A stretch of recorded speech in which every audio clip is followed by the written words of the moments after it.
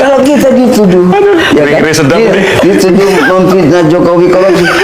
Loh, kita datangin rumahnya, kita bongkar rumah itu, di bawahnya ada bunker tempat naruh uang. Di rumahnya siapa? Jokowi. Kan kita buktikan kan, kalau benar-benar Bapak tidak korupsi, saya akan bongkar rumah Bapak kan. Bongkar dong. Sekarang orang Mahkamah Agung punya tank mobil tempat barang itu apa namanya? Kontainer. Di dalam kontainer itu ada 920 miliar. Orang Mahkamah Agung. Karena nggak bisa disimpan di bank, nggak bisa disimpan di rumah. Kita lihat lagi orang kaya lagi. Yang kemarin ketangkap 11 triliun juga. Itu kan nggak bisa ditaruh di mana-mana. Maka begitu ditangkap itu nyata uangnya ada. Kalau Jokowi berapa triliun? Lebih banyak. Orang dari sini diambil, dari sini diambil. Ini kalau nggak percaya kita bongkar rumahnya. Kan gitu. Harus dibuktikan kan katanya gitu. Sedikit menambahkan yang tadi Prof. Fahmi katakan. Ada tiga kejadian yang harus kita simpulkan memang pimpinan tertinggi waktu itu tidak niat. Nomor satu, ketika audit hampir selesai, saya dipanggil di dalam ruangan, sudah ada 2 menteri yang lain. Saya diperingati apakah audit akan diteruskan atau tidak. Saya mengatakan, Pak Presiden, Bapak sudah janji mau menghapus mafia. Jadi 2 menteri yang lain memberi peringatan, jangan terlalu keras sama mafia, nanti memukul balik. Saya ngotot dengan mengatakan Bapak sudah janji dan audit sudah mau selesai. Itu satu. Yang kedua, seorang menteri bercerita bahwa dipanggil oleh Pak Luhut Panjaitan. Kemudian di sana sudah ada Novanto dan diminta untuk menghentikan audit itu. Itu pasti ada persekongkolan tingkat tinggi gitu. Nah, yang ketiga, ketika audit sudah selesai, kan ada peristiwa, satunya Papa minta saham, satu lagi mau melaporkan ke KPK kan. Saya ditelepon oleh Presiden supaya menerima utusan dari beliau, namanya Teten Mas Duki. Nah, Teten menemui saya jam 9:30 malam, mengatakan yang laporan ke KPK ditunda dulu. Yang diurus sekarang adalah ke MKD. Jadi memang ada tahapan-tahapan yang nyata-nyata menghalangi proses itu. Sekarang adalah menjadi pertaruhan besar bagi pemimpin baru. Kalau betul-betul mau menyelesaikan ini, selesaikan. Dan jalannya banyak, apalagi sudah disiapkan segala macam oleh kejaksaan. Ya, Pak Jokowi nggak mau dengar saya dan Pak Jonan. Kan Pak Jonan dipecat, saya dipanggil ke istana dan saya sudah jelaskan bahwa ini mahal sekali, tidak bisa dibayar. Tapi Pak Jokowi ngotot bisa, karena saya tanya, ini ide siapa sih Pak? Ide saya. Nah, sudah. Jadi ya apa yang sekarang terjadi sudah saya ingatkan, clear di sana juga Pak Jonan sudah bicara sebelum dipecat. Nah, jadi maksud saya ini kan dulunya itu kan Jepang pakai loan, ya kan, bunga 0,01%, ketika dinaikkan 0,5 saja 1,5 sudah teriak semua karena tidak bisa kita bayar waktu itu. Nah, itu yang membuat analisnya itu dari UGM sama dari UI. Nah, kemudian tiba-tiba diambil Pak Jokowi dikasih ke Cina, yang bantu itu dari PB. Bunganya langsung berubah, hitung-hitungan keuangannya berubah. Tambah saya sudah bilang ya sudahlah, mau dibangun niat Presiden begitu ya ditanggung saja. Dan terakhir ketika konsorsium BUMN itu Wika ketuanya, tapi kemudian Wika angkat bendera putih sehingga diserahkan pada kereta api. Waktu itu saya tanyakan lagi kepada beberapa pihak, ini uang dari mana? Kalau uang kereta api tidak akan bisa membayar. Dan dia bilang, oh enggak, ini nanti uangnya lewat dari pemerintah. Nah, saya nggak tahu dari pemerintah maksudnya PBN atau apa. Ya sudah, jadi kereta api hanya cash saja Pak, kasir saja. Tapi ternyata kan tidak. Tahun lalu pendapatan dari PTBA 6 triliun sudah diambil. Nah, nanti terus bagaimana? Nah, sekarang kalau keributan begini, ya saya setuju dengan Menteri Keuangan, yaitu urusannya Danantara, karena sudah diambil alih kan, kereta api ada di bawah Danantara. Nah, jadi saya juga sudah ingatkan bahwa ketika Sri Lanka tidak bisa bayar utang pelabuhannya diambil dan jadi pangkalan militer Cina di sana. Nah, kalau ini nanti tidak bisa bayar, apa Cina mau ambil? Enggak, mungkin Cina akan saya minta pelabuhan di Natuna misalnya. Apa kita mau kepikiran? Dan ini hal-hal yang sudah saya ingatkan, lalu kejadian. Terus masa hari ini kan banyak pernyataan saya di YouTube, di mana muncul lagi. Itu sudah lama dari 5 tahun yang lalu. Jadi ya. Lain dulu, lain sekarang. Dulu mengaku tahu, sekarang mengaku tidak tahu. Ya, kita mestinya nggak kaget sama jawaban dari Pak Jokowi yang suka berubah-ubah. Jawaban dari mantan Presiden Jokowi soal kasus-kasus korupsi yang sekarang marak dibongkar. Soal kasus-kasus korupsi yang terjadi di era kepemimpinannya. Kita mestinya masih ingat, dulu ketika masih berkuasa, Pak Jokowi dengan gagah pernah sesumbar kalau dia tahu siapa-siapa saja mafia migas yang hobi mengimpor minyak dan gas. Ya ini yang senang impor ini yang bukan saya cari, udah ketemu lah siapa yang senang impor, ngerti saya.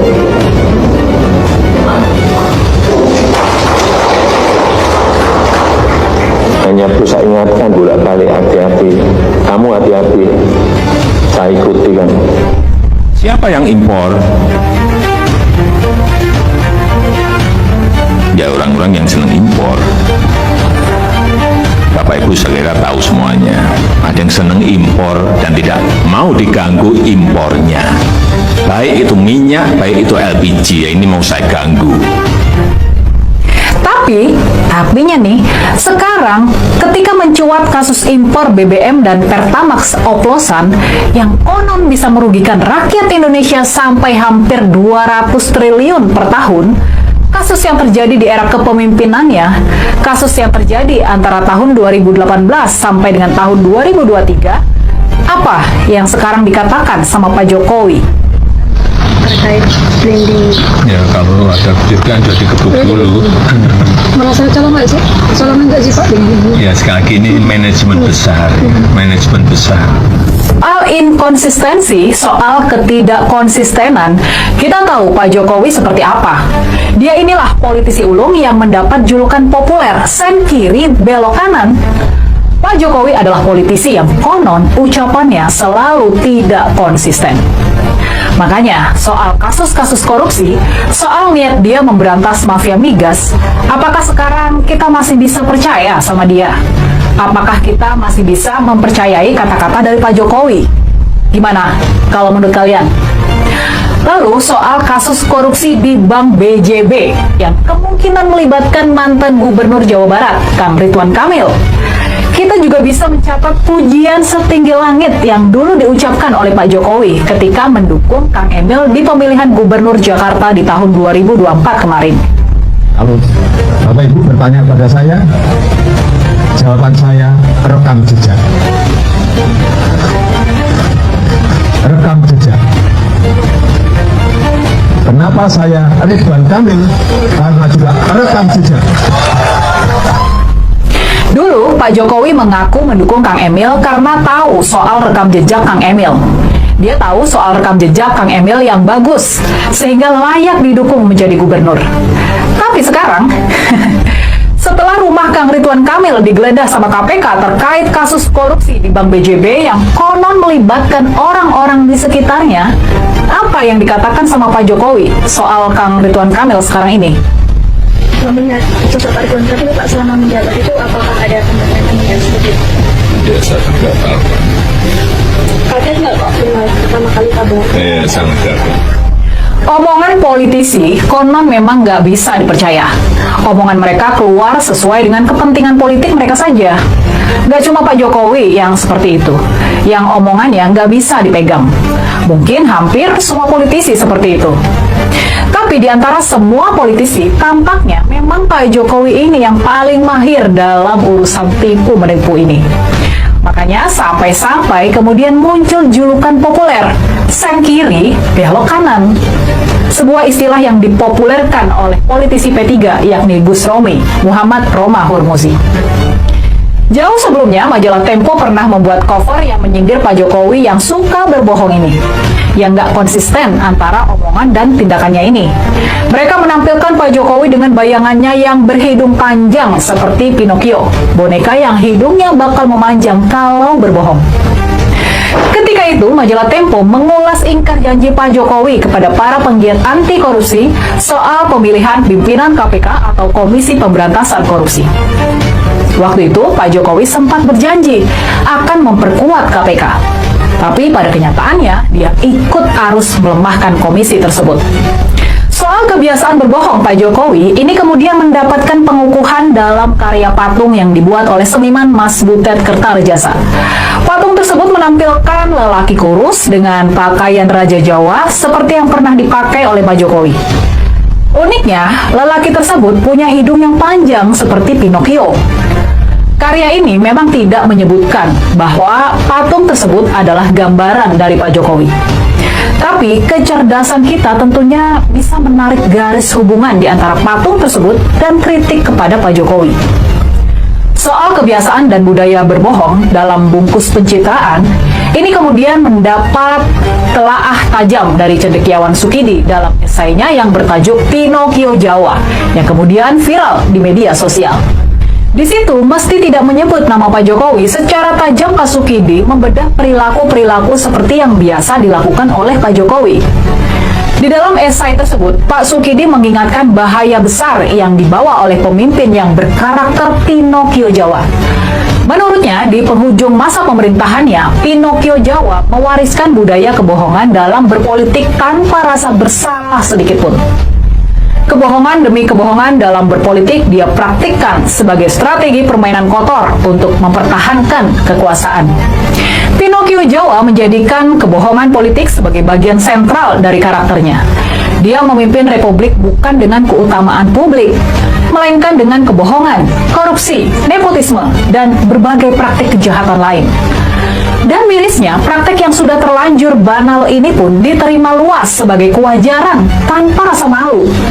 Dan karenanya, kini Pinocchio Jawa pun mengukuhkan diri sebagai ikon pembohong terbesar.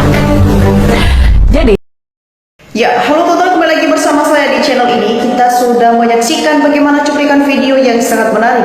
Dan tentu teman-teman, sebelum kita bedah lebih dalam isu panas hari ini, jangan lupa untuk berikan komentar kalian dan subscribe channel ini agar teman-teman tidak ketinggalan informasi menarik yang kita sampaikan. Teman-teman, ruang sidang baru saja diguncang oleh momen paling dramatis dan bersejarah yang membuat seluruh penonton terhenyak. Ya, dalam video dari channel kita melihat teman-teman diungkapkan momen seketika sebuah rahasia besar yang diklaim telah ditutupi bertahun-tahun akhirnya terbongkar di hadapan majelis hakim. Ya, di mana saksi kunci yang dihadirkan bukanlah seorang pejabat tinggi atau politisi terkenal, melainkan seorang pria Parubaya, perajin dokumen dan kawasan Pasar Pramuka, Jakarta. Di hadapan hakim dan di bawah sofa, saksi berinisial Bapak S ini dengan lantang memberikan pengakuan yang membuat kubu lawan tertunduk lesu. Ya, di mana teman-teman beliau menyatakan, yang mulia hakim, saya datang ke sini untuk jujur. Ijazah yang dipegang Joko Widodo itu saya yang buat di tempat saya di Pasar Pramuka. Ya, beliau mengaku sangat mengenali ciri khas hasil cetakan tangannya sendiri. Ya, teman-teman, kronologinya bermula pada tahun 2013 menjelang pemilihan presiden, di mana seseorang datang membawa contoh ijazah lama untuk dibuatkan tiruannya yang sangat mirip. Alasan saksi berani membongkar hari ini sekarang adalah karena faktor usia dan keinginan agar tenang di akhirat tanpa harus menyimpan dosa kebohongan lagi. Nah, tidak hanya sekedar pengakuan lisan sobat politik semua, saksi ini juga membawa sisa contoh kertas cetakan yang disimpannya bertahun-tahun. Ya, ditambah lagi tim ahli forensik di persidangan memperkuat dengan temuan laboratorium bahwa kertas yang digunakan pada dokumen tersebut baru diproduksi tahun 2004 ke atas. Nah, sedangkan tahun kelulusan yang ditertera jauh lebih sebelum tahun tersebut. Ya, teman-teman, berdasarkan kecocokan bukti fisik dan pengakuan langsung ini, majelis hakim secara tegas menyatakan dokumen tersebut sebagai dokumen palsu dan tidak sah. Nah, teman-teman, ini menjadi catatan sejarah baru sekaligus pengingat besar bagi kita semua bahwa seperti kata pepatah, kebohongan bisa berkuasa 1000 hari, tetapi kebenaran akan menang selamanya. Nah, teman-teman semua, bagaimana tanggapan kalian semua melihat persidangan yang begitu mencengkangkan ini? Mari teman-teman tulis pendapat kalian secara bijak di kolom komentar di bawah, dan jangan lupa untuk share video ini ke teman-teman kita yang lain agar banyak yang melek akan politik. Ya, teman-teman, di sini juga kita melihat di kolom komentar di bawah ada banyak tanggapan-tanggapan dari netizen yang sudah tanggapannya dari video ini, dan mari kita saksikan bersama teman-teman bagaimana perkembangannya. Ya teman-teman, di sini disampaikan oleh teman kita Musik News. Di sini dia berpendapat teman-teman, semoga menyala news benar-benar menyala sampai kapanpun dan tidak pernah padam karena kezaliman para pejabat biadab.